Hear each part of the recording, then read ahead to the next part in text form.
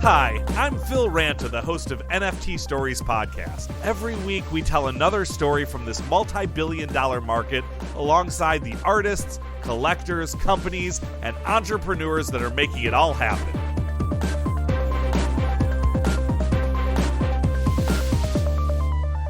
The date was December 7th, 2021. 'Twas the holiday season, a time of holiday cheer, and gamers were waiting to see if a PS5 will ever be back in stock in Santa's workshop again. On this cool December morning at 9 a.m., Ubisoft, one of the world's largest gaming companies, posted an announcement on a popular gaming blog IGN titled, "Ubisoft announces Quartz, a blockchain-powered NFT cosmetics system." Now, I'm a gamer to the core, starting by playing my parents' Atari 2600 when I was 3, and then moving through every generation of systems up through my beloved Switch, which is what you play when you have babies and have to put down the system at a moment's notice. So I heard about this announcement immediately, but not in the way you may think. Around 9:02 a.m., I was on Twitter when I started seeing a lot of choice words from my gaming peers. Words like sellout, ruining the environment, scam, Ghost Recon is canceled, and so forth. So I immediately read the article, and what I read made sense. Cosmetic items have been huge for years in online gaming. Hell, Fortnite makes billions of dollars a year selling Batman costumes and skeleton suits. And Ghost Recon was going to do the same, but after 600 hours of gameplay, you get a special helmet, and then you can sell and trade cosmetic digits, which is what they call NFTs, once you get them. They have different features and rarities. Quartz is built on an energy-efficient blockchain, specifically Tezos, which is one of the cleanest out there. And I repeat, it's purely cosmetic. So now gamers have a chance to play their favorite game, and maybe someone would pay them a little bit for it. And scarcity is increased by allowing each player to only own one of each type of digit. But their reaction was intense. You're killing the environment. You're going to bring a bunch of scammers into the game. You're going to make the game impossible unless you pay. It's a money grab. You're ruining gaming. By 11:11 a.m., Ubisoft posted that they heard the community and they were going to think hard about their future plans. 2 hours and 11 minutes after the post. Square Enix followed on January 1st, 2022, where a letter from the president announced an exploration into NFTs. Huge backlash, radio silence on NFTs. And a slew of games and gaming companies were dragged similarly in the past 6 months. After tweeting my support for a gaming company I liked a lot who announced a purely cosmetic NFT, I got multiple threats and lost thousands of followers. The conclusion? Gamers hate NFTs. But why? They buy DLC or downloadable content, a lot of it. And this isn't that different, right? It just allows you to actually sell your DLC when you're done with it. What am I missing? So I decided to talk to one of the smartest guys I know in blockchain gaming, Elliot Wainman, CEO of Superfarm. Superfarm is a token, an NFT marketplace, a gaming SDK, a game developer, and Elliot's a YouTube celebrity who goes by the name Elliotrades. He started talking to me about NFTs in January 2021, when I still only knew them as blockchain collectibles. He's also the first guy who ever told me about farming, DAOs, and lots of other now ubiquitous terms. In other words, he knows where things are going. So there's no better person to hear more about what the industry may be missing when it comes to gamers. A few terms are going to be thrown around that may be confusing. UI UX means user interface and user experience. So when you hear that, think of how people experience a piece of software or a game based on what they see, read, and how everything interacts together. We talk about play to earn, which is a type of game where players can earn monetary and non-monetary digital items in the game. And we use the term custodial wallet, which is just a digital wallet, just like a physical wallet, but it holds digital currency and items for one specific game or platform. whereas a non-custodial wallet holds digital items that can be used across many platforms, and therefore has a lot more security and regulations. As a side note, this interview was recorded in January 2022, but the information is still relevant. Enjoy. Or, if you're a gamer, enjoy if you can.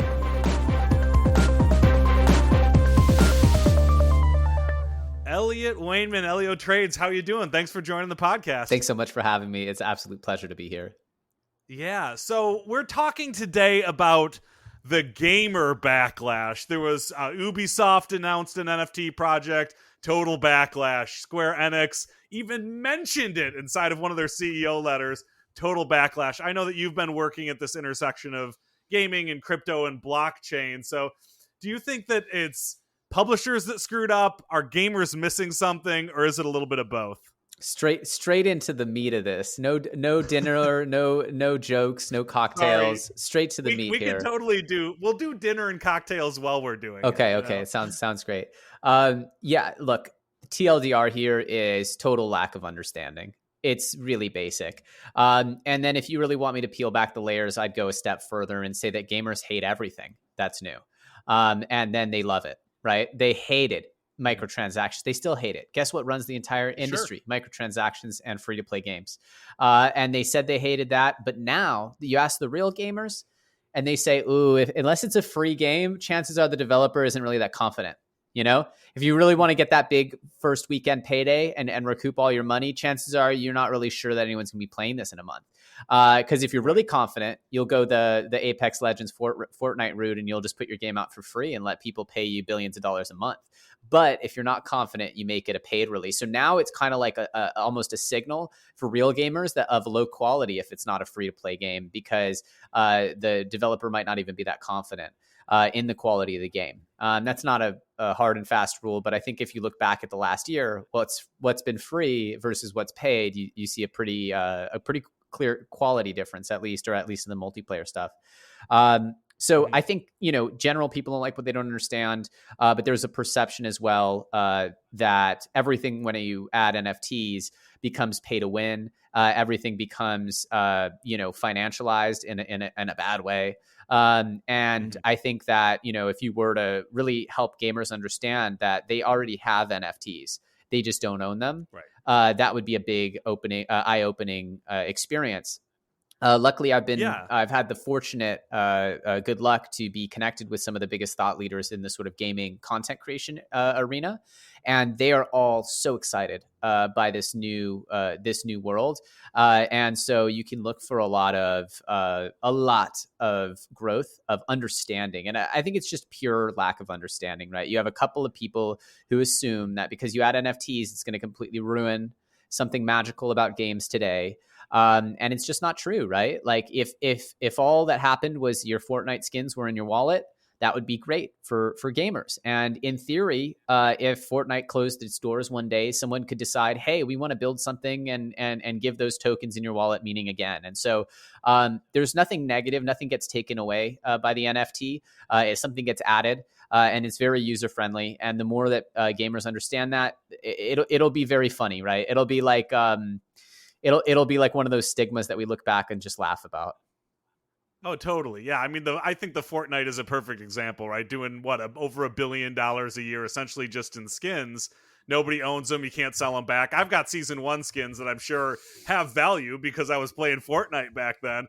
I just can't do anything with that value, right? And I stopped playing the game a year and a half ago, not because I didn't like the game. I ran out of time. I had kids, right? So but I think that a lot of gamers, where I think that they might have a little bit of a point in terms of caution, is that a lot of play to earn gamers will sometimes ruin a little bit of the sanctity of PvP games, right? If the incentives are to make money rather than to be good, then you get more bots and you get more trolls and like people play the game in the wrong way. Do you think that like people are there's going to be the play to earn games, then there's going to be the other games? Do you think that those worlds are going to combine? Where do you think the future of that is? Yeah, so like there's going to be, and it's the beauty, right? You look at World of Warcraft. It's already a bot fest. People already been making money off the game for 20 years. and it's still the best game out there for MMOs. And so even though, recently things have apparently been going downhill, I don't actually have a ton of context there because I don't play WoW. But the reality is that there's business as usual, more tools for the users. And so the way I see it is there will be everything from stuff that is purely economic, has absolutely like no sort of intrinsic value, to stuff that is almost not at all economic, that people just, just like your sneakers, maybe people want a nicer pair, but it's not required to enjoy the experience.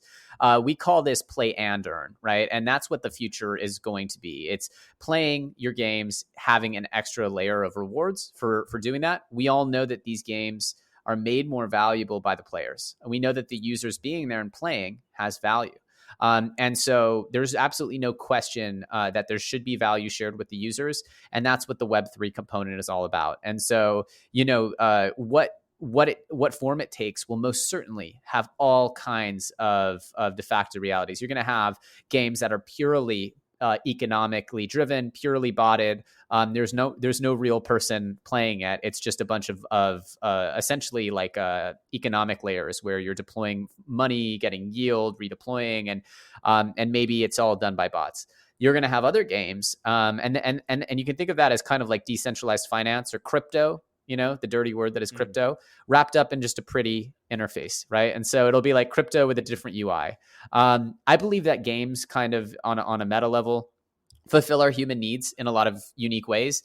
And my first startup I ever worked at was an educational gaming company where we were making a version of Candy Crush that taught you languages as you played it.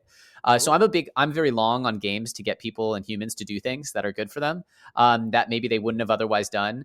And I see that games, as an innovation, games are starting to consume all sorts of industries, social, fitness, maybe even, finance is what we're seeing. And so games are very, very generic. They're very powerful, and gamification in general is something that I see kind of coming to the internet as a whole. And yes, some of this stuff will be absolutely the worst of the worst, race to the bottom financialization. And some of it, I believe, the vast majority of it that actually users flock to will be stuff that's really good for users. And so, I don't see why participating in the economic engine can be seen as bad. I get fear of the unknown, but the reality is some of these games are going to do it right. The ones that don't do it right are going to get passed over. And we'll see, the next 5 years will be very, very, very, very interesting. But the stigma, I literally got off the phone with a couple of very, very famous gamers over the last week, and we're all just laughing about how early it is that people would see ownership in these games and these ecosystems as bad. It's just hilarious. Well, it is funny because when you see the complaints, I naturally, me be sitting where I do in the industry, I would sit on the Twitter threads and read every single complaint and say, where is this coming from? And a lot of it was speculative. They were talking about the future. They were saying, well, maybe it's going to be on a chain that will hurt the environment. Maybe the ecosystem is going to be this. Maybe I won't be able to get a weapon that I want because somebody else paid $10. So it's maybe. But actually, DLC has kind of been that all along, right? At what point in an EA game am I going to hit a stopping point and it's going to say, you want to play this cool mission, you have to pay me $10? I think that's what offended people so much. So what in the future is all DLC just going to become NFTs, and then people will be mad at it the same way they're mad at DLC right now? Yeah, I think, first of all, people love to be mad.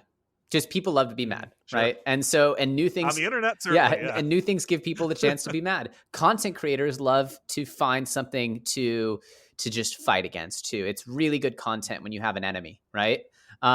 So I just think this is just easy. This is easy content for people is to kind of get people all riled up about the unknown. And it's never as bad as you think it is. And what I do love personally as a game developer, we're about to release an immersive Unreal Engine game with NFTs and play to earn.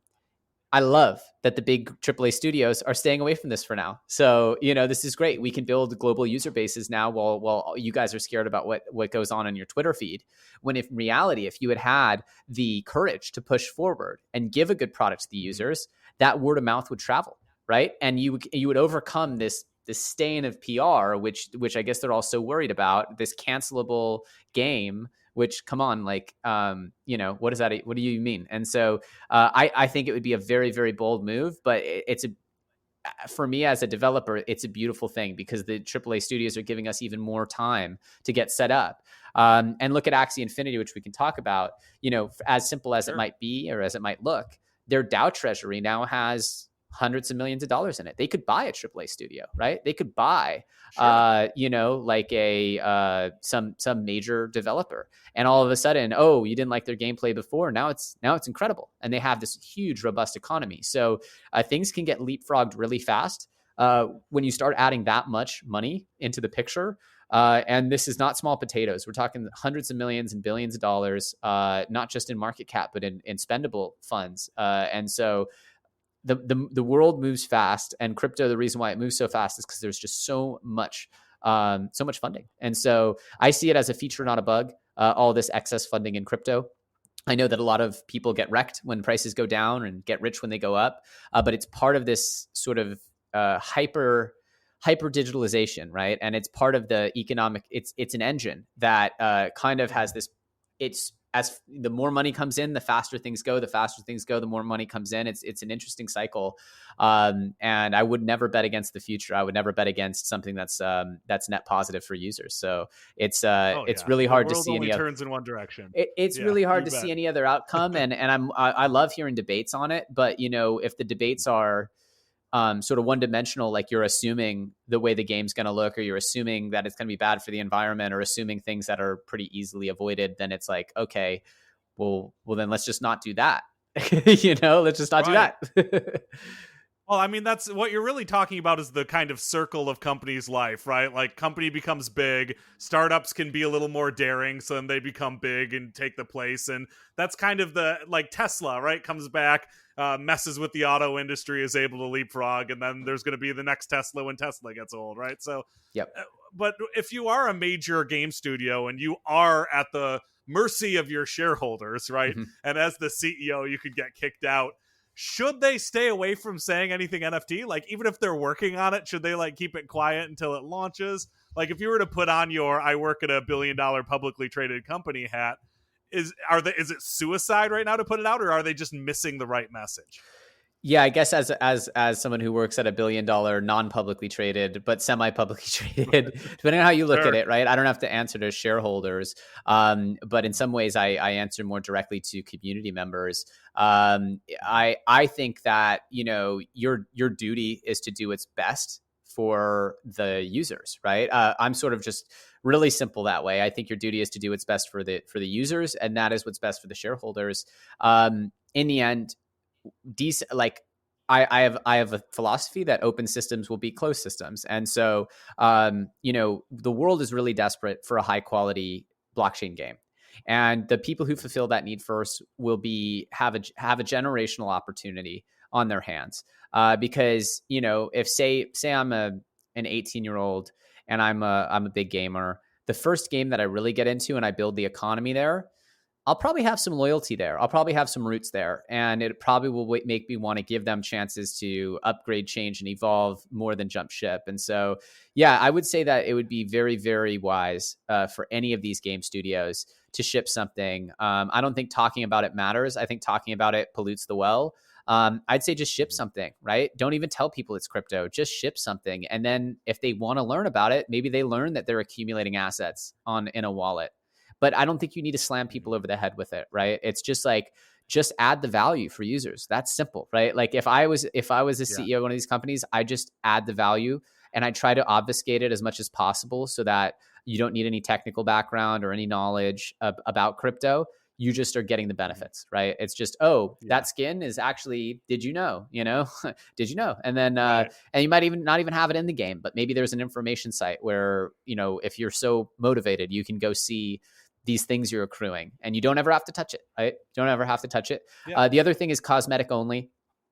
Just nothing with stat bonuses that affects the core gameplay. If you're going to have economic layers to the game, keep those outside of core gameplay. Like for example, we have a couple of sort of subsystems. I'm going to use that term because we haven't quite revealed this stuff about our game yet.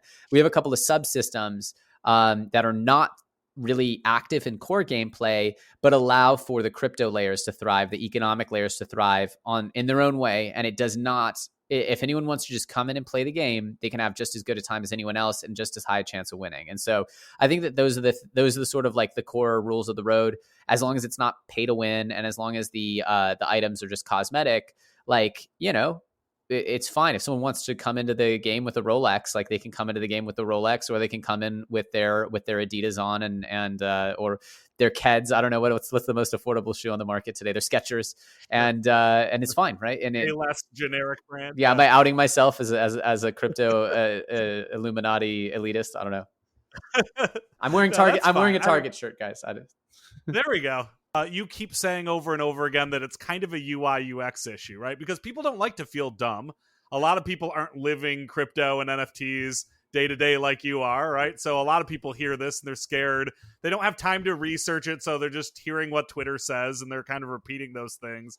So the difference between a custodial wallet and a login is pretty small, reasonably, right? It's kind of when you have to do KYC, you have to export the NFT, you bring it to a marketplace, that's when it starts to get a little trickier.